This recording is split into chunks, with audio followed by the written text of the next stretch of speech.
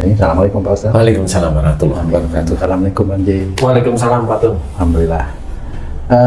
Kita akan belajar lagi nanti bersama guru kita Pak Ustaz Danu mengenai satu kasus yang sering sekali terjadi mengenai apa nih Ji namanya sulitnya mencari jodoh. Nah itu. Ini Apa? temanya sangat membantu bagi mereka yang terkendala sulit. Mudah-mudahan ya, mudah-mudahan nanti ya, mudah-mudahan ya sahabat beriman nanti ini bisa menjadi apa namanya itu pelajaran buat kita semua supaya kita bisa harus bagaimana gitu Pak Ustadz. Banyak sekali kasus tentang perjodohan ya Pak Ustadz. Yang pertama sulit mendapatkan jodoh, kemudian sudah dapat jodoh bercerai gitu. Tapi yang pertama mungkin yang perlu kita belajar lagi nih Pak Ustadz, kenapa sih kok orang itu bisa sulit mendapatkan jodoh? Karena saya juga nanti ada satu kasus mungkin yang akan kami tanyakan ke Pak Ustadz. Oke, bismillahirrahmanirrahim. Assalamualaikum warahmatullahi wabarakatuh. Waalaikumsalam warahmatullahi wabarakatuh. Amin ya rabbal alamin. Alhamdulillah. Memang mencari jodoh itu sulit ya. Sulit. Mudah biasanya. Iya, tapi kan saya nggak mau bilang mudah. Iya, benar. Sulit. Apalagi kalau kita udah punya istri pasti sulit. Di sini yang sulit. Sangat sulit. Memang banyak sekali para mbak-mbak itu yang bertanya tentang jodoh. Betul. Karena sudah waktunya, sudah ini kok belum ada lelaki yang mendekat seperti itu. Dan banyak kasus dari sulitnya mencari jodoh itu banyak kasus. Jadi yang pertama adalah kita harus memahami bahwa rezeki seseorang itu sudah ditulis jalannya oleh Allah Ta'ala di langit. Jalan rezekinya Jalan rezekinya sudah ditulis oleh Allah Ta'ala di langit kalau dia mau mencari. Jalan rezeki itu tidak satu, jalan rezeki itu banyak.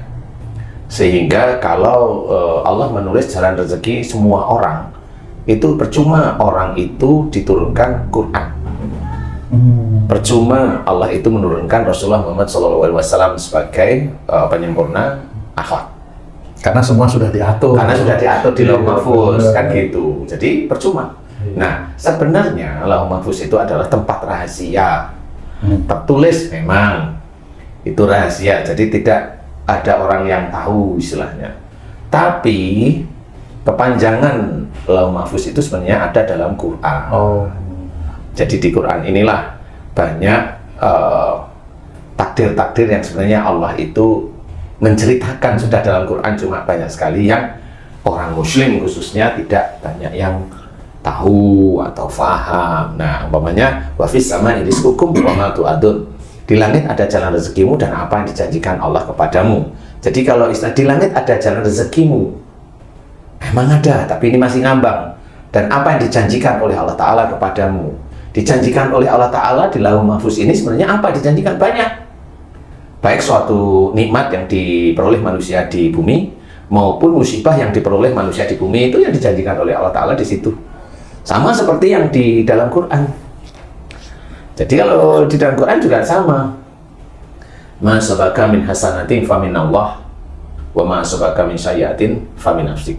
Jadi arti dari sisi ini mamanya ya, sebelum saya menjawab tadi, apa saja nikmat yang kau peroleh itu dari sisi Allah. Nah, itu sudah dijanjikan oleh Allah Ta'ala. Nah, apa saja musibah yang kau terima itu dari perbuatanmu sendiri. Musibah itu dijanjikan oleh Allah Ta'ala diberikan di muka bumi, diberikan di dunia. Itu juga dijanjikan oleh Allah Ta'ala. Kalau seorang manusia yang muslim atau yang kafir melakukan suatu kesalahan terus-menerus. Nah, itu salah satunya dijanjikan. Jadi kalau Allah menjanjikan ya seperti itu, yang sebenarnya dalam Quran sudah ditulis. Cuma banyak orang yang tidak tahu.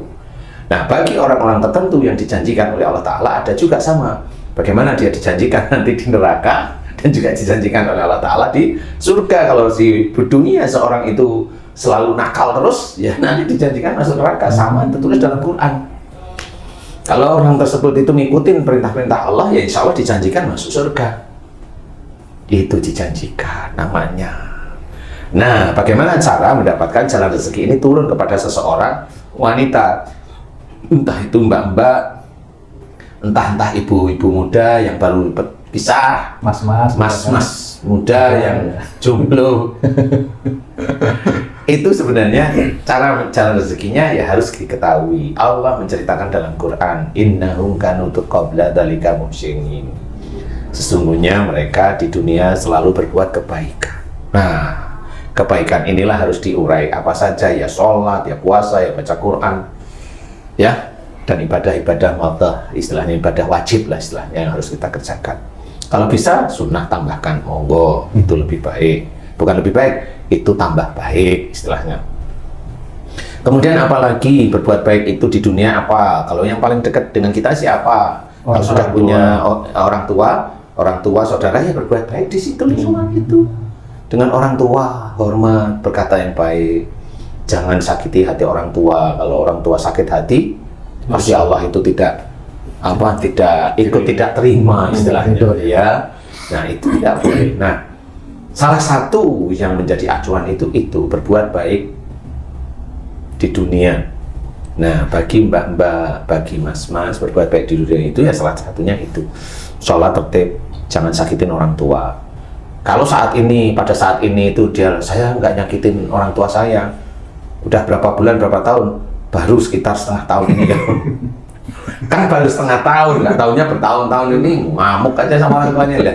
Ya jangan seperti itu. Yang ngamuk dengan orang tua, yang sampai umpamanya saya lihat nih ada bapak-bapak nganterin anaknya wisuda, nangis, nggak tahunya anaknya marah sama bapaknya karena bensinnya habis. Menurut si anak, saya tidak pernah menyakiti orang tua. Itu menurut si anak. Tapi menurut orang tuanya nangis terus sama si anak. Itu gimana ngeliatnya dari sisi mana? Kalau anak saya tidak pernah menyakiti orang tua, itu karena anaknya arogan. Jadi dia menilainya dari sisi dia. Sebenarnya kan kayak mamanya begini, seorang dia sudah sholat kan gitu ya. Sholat itu kan ya ada bacaannya, ada ruko, ada sujud, duduk di antara dua sujud, tidak seperti itu. Nah, kalau mamanya seorang itu sholat, dia hanya sujud, nah ini kan bukan sholatnya sujud saja mamanya.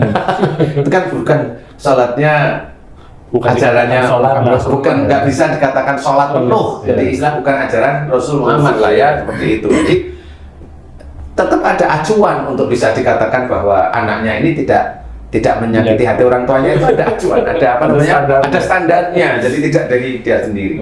Nggak taunya orang tuanya nangis mulu karena anaknya. Nah, ini si anak. Nah, ini ciri-ciri anak yang seperti ini. Nanti kalau dia cari jodoh sulit. Kalaupun nanti mudah dia dapat jodoh, ya biasanya nanti pisah, dia cerai. Kalau sudah berjodoh bisa cerai. Bisa cerai, berjodoh itu nikah ya. Itu bisa pisah, bisa cerai. Kalaupun ada alternatif lain, kalau mamanya si anak tadi bikin nangis orang tua, kemudian si anak itu ada tipikal merendahkan orang tua, anaknya yang nanti bahaya. Anaknya bisa Down syndrome seperti itu, hidrocephalus. Berlanjut kepada keturunan gitu Pak. Berlanjut kepada keturunan. Dan ini memang makanya agama kita itu mengajarkan sesuatu hal yang baik itu yang seperti itu. Memang Allah tidak menulis secara rinci bahwa penyakit itu ditulis secara rinci dalam Quran atau di dalam hadis. Tidak, tetapi kita disuruh berpikir sama. Istilahnya, kalau seseorang itu mau berkata penyakit tentang kanker, ya memang tidak ditulis dalam Quran, tidak juga ditulis dalam hadis. Tetapi itu disuruh oleh Allah Ta'ala orang itu belajar. Sama seperti momennya kita memberikan penyakit dari sisi akhlak. Memang banyak orang di dunia itu nggak paham. Tetapi kalau banyak dari orang yang saya berikan pengetahuan tentang akhlak, dia sakit, kemudian dia jalani, dia tobat kepada Allah Ta'ala, dia mohon ampun kepada Allah, dia minta maaf kepada orang-orang yang dia sakiti, penyakitnya diberi kesembuhan sama Allah Ta'ala. Dan itu kalau orang muslim tersebut nurut, hampir semua muslim nurut, yang itu insya Allah diberi kesembuhan. Jadi itu memang betul, dan itu membuktikan mukjizatnya Al-Quran itu mukjizat tentang bagaimana seseorang itu tobat, mohon ampun kepada Allah Ta'ala yang berhubungan dengan penyakit, dimunculkan oleh Allah Ta'ala, penyakitnya diberi kesembuhan. Nah, itu mukjizat Quran dari sisi taubat. Dari sisi dia minta maaf kepada orang yang dia sakitin, sama meminta maaf itu dianjurkan. Memaafkan orang lain itu dianjurkan oleh Allah Ta'ala. Fa'fu anhum, maafkanlah mereka. Kalau kita yang salah, ya kita yang minta maaf. Itu kan anjuran Allah sebenarnya. Cuma orang muslim itu banyak yang tidak tahu. Kalau dia disakiti ngamuk, kan gitu, nggak merasa bersalah. Nah akhirnya orang Muslim banyak yang tidak paham bahwa sakit itu dan dosanya nggak ngerti karena apa? Memang nggak paham, sehingga nanti akan lama-lama yang menjerumuskan ya ke neraka ya begitu, karena dalam Quran sudah diceritakan. Apalagi dia ahli sholat, ahli tahajud, udah merasa nggak berdosa. Nah bener, bacaannya baik umpamanya, nah ya sudah, dia akan tidak merasa berdosa. Udah akhlaknya gitu. Akhlaknya belum tahu ya, nggak tahunya ujub riya itu setiap harinya, setiap ininya. Nah itu sama, itu tidak boleh. Nah kalau seseorang itu sudah melakukan seperti itu bahaya, baik dari sisi dari sisi dia dapat jodohnya kesulitan, kalau mbak itu dia harus tobat kepada Allah Ta'ala, mohon ampun kepada orang tuanya, terus kemudian ikhtiar jalankan. Silahkan ikhtiar itu dijalankan asal yang baik, kan gitu ya, ta'aruf itu asal yang baik, lingkungannya juga baik. Saya yakin Allah nanti akan memberikan rezekinya dari sisi jodoh.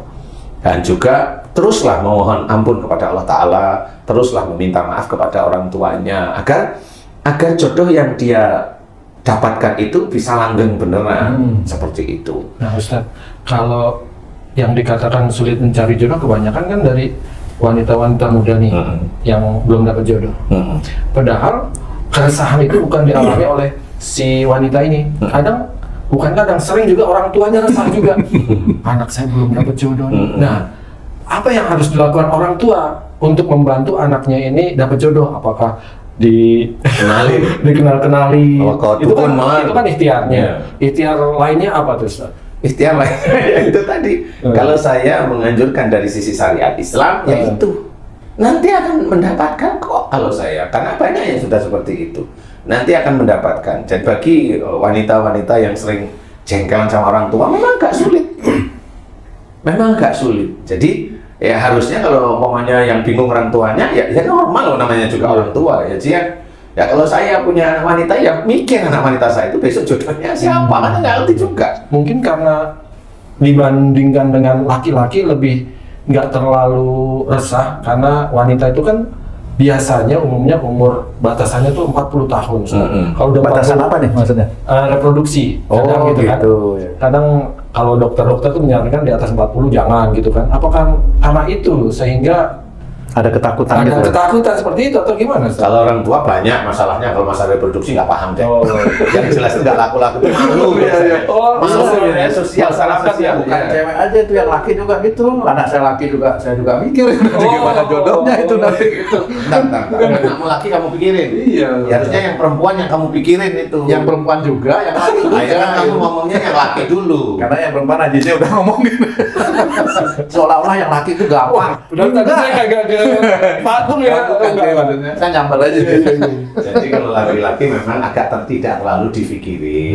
Kalau laki, karena kemauannya Haji J sekarang mau nikah ya masih bisa ya. Gitu ya.